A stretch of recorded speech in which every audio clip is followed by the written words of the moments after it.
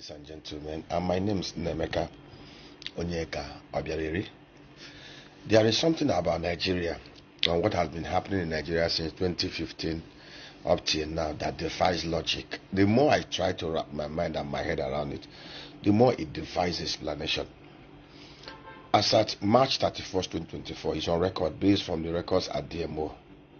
Nigeria total debt profile today is about 121 trillion naira. It was 12 trillion naira as at June 30th, 2015.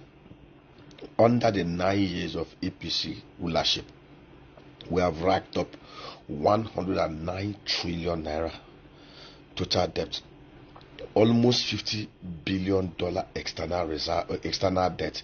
In fact, our total external debt as at June 30th, 2015, based on DMO record, was just about $10 billion.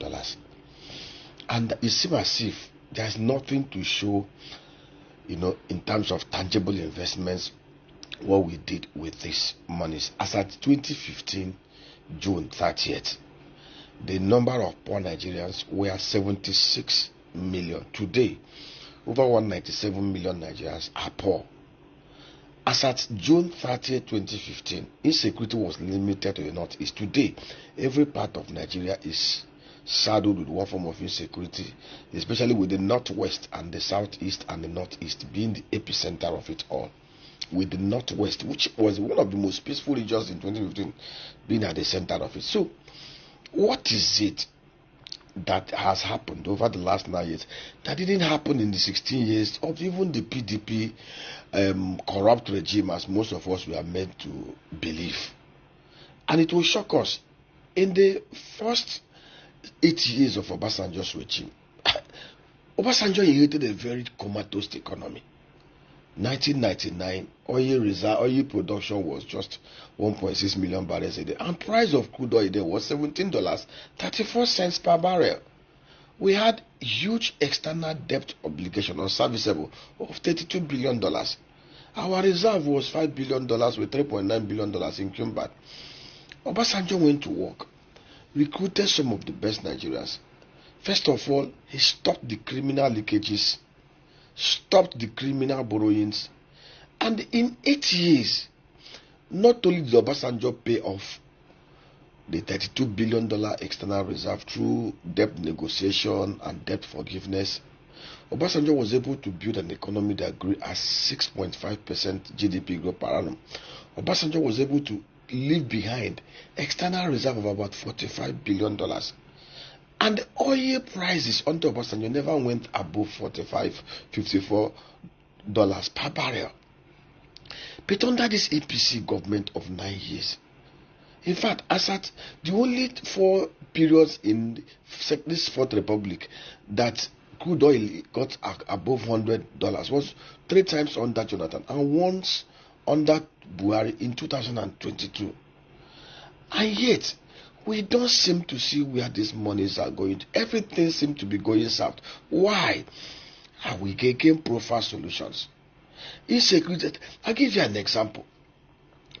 If we are able to tackle insecurity in Nigeria today, and which we can do in 6 months, if the governments of the day are sincere, we can totally secure Nigeria, destroy every element and features and factors of insecurity in Nigeria within 6 months. And if we're able to secure Nigeria and destroy insecurity, we'll be able to produce, we'll be able to be 98% domestic food sufficient, and we'll be able to produce and export nothing less than $300 billion worth of agro commodities. We'll be able to ramp up our crude oil output to the level of 2.5 million barrels a day. We'll be able to build up the NMPs to be as big as Petrobras. We'll be able to attract at least generate over $121 billion revenue into this economy annually from the oil sector and oil and gas sector. And do you know one interesting thing? Over the last 10 years, on an average, our average yearly import volume over the last 10 years is about $64 billion. So if we're able to even generate $121 billion from crude oil revenue, we will have excess net revenue that the naira will gain so magnificently against the dollar. We're not even talking about foreign direct remittances, foreign direct investment, foreign portfolio investment, and other sources of investment inflow, especially dollar denominated, into this economy. Okay, look at insecurity.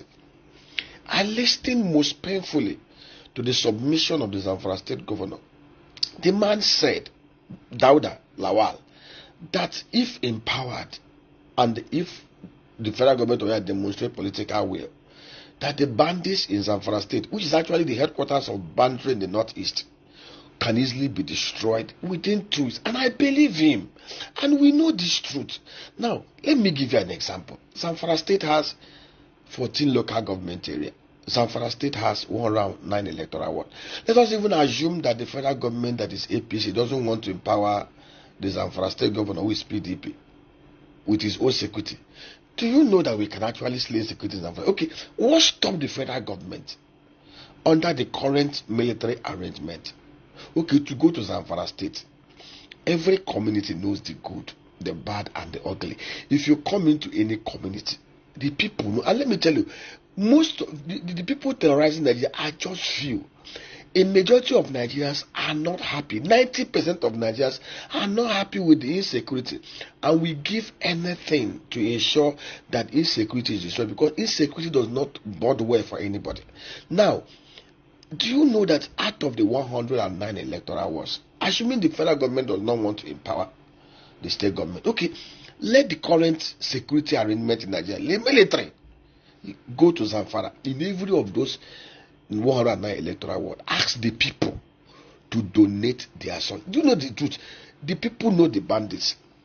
They know where they live. They know where their camps are. But the problem is that they are afraid to act because they don't have superior weapons, they don't have superior power. The bandits have access to AK-47, rocket propelled grenade, and machine guns. And so if the villagers are, it's even said that even youths are being bought with 1,000 naira, 5,000 naira to become part of the bandit group. Now look at it this way. Assuming the federal government of Nigeria, they are serious and desirous of ending this banditry. Zamfara is identified as the headquarters of banditry in the north, in the northwest. What stopped the federal? Okay, we don't want to empower the state government. Okay, out of this, each of these electoral wards, you recruit as the people, the indigenous people, the chiefs, the religious groups, the common men, to donate 100 of their sons from every electoral ward. That will give you 10,900. So you can even enroll them into the army. You can even call them agro rangers and put them under the Office of National Security Advisor. But they will. What you will do is train them, equip them with AK-47, give them rocket propelled grenade too, give them machine guns, put 3 armored personnel carriers in every of the local government area. For the local government area, give every of local government area 3 truck mounted machine guns. Post each of these newly recruited and trained men in their communities where they hail from. They will encamp in those their communities. Their job is to protect their community. You give them drones, provide them with very strong hunting dogs. Do you know what will happen? These guys, first of all, they are protecting their community. They are protecting their ancestral land. They are protecting their fathers, their mothers, their wives, their children.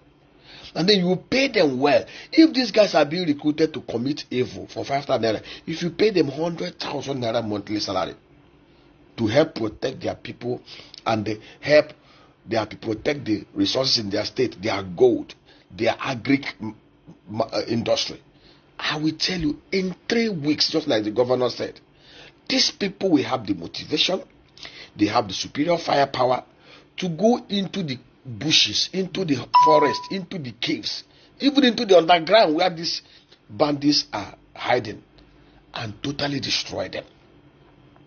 It's same thing everywhere. Look at the southeast. The people that parade themselves are unknown government. They are not unknown, they are known. Sometimes in most communities where they operate, because they have AK-47, they even force the community people to swear oaths of allegiance to them. The community people are burning in anger. They are sitting in fear and rage. Do you know, if similar arrangement is made where the communities, the traditional rulers, the town union heads, the churches, leadership are allowed to select their own children, not the ones political talks will be used, select their children and empower them.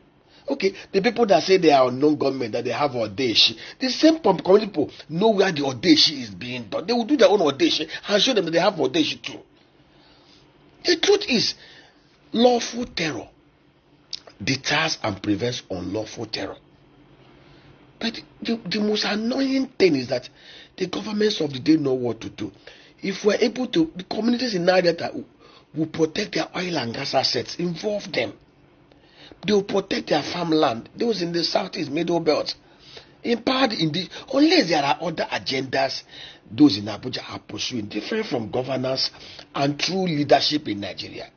This country is a country that does not have it. We don't have any need to be borrowing what we are borrowing. When we have things we can actually generate here to even become lenders to other nations. What kind of country is this? You keep on saying the simple thing. Even my 11, 12-year-old child can easily implement this thing if given the authority and the power. What kind of country is this? What is the big deal in doing these things? Now, wow!